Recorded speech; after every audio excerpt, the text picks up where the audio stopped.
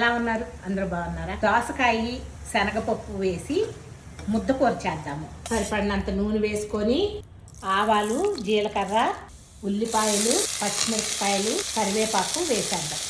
ఒకసారి తిప్పి నానబెట్టుకున్న శనగపప్పు, ఉప్పు, మెంతి పసుపు, కారం వేసి, ఈ కారం కూడా సంబార్ కారం అమ్మ, కోసి పెట్టుకున్నా దోసకాయ ముక్కలు కూడా వేసి మీడియం ఫ్లేమ్లో పెట్టి ఒక్క 5 మినిట్స్ వేయించుదాం.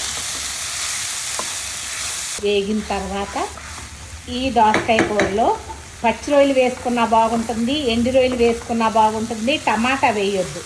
ఇలాగే శనగపప్పు దోసకాయ వండుకున్నా కూడా ప్లెయిన్గా చాలా బాగుంటుంది. ఒకసారి ట్రై చేయాల్సిన కూర. కొంచెం నీళ్లు పోసి మీడియం ఫ్లేమ్లో పెట్టి ఒక్క whistle రానిద్దాం.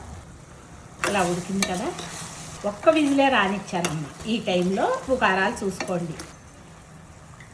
Veg and non veg curry masala వేసి ఒక్కసారి తిప్పి దించేసేటివే. ఒకసారి ఈ కూరని ట్రై చేయండి.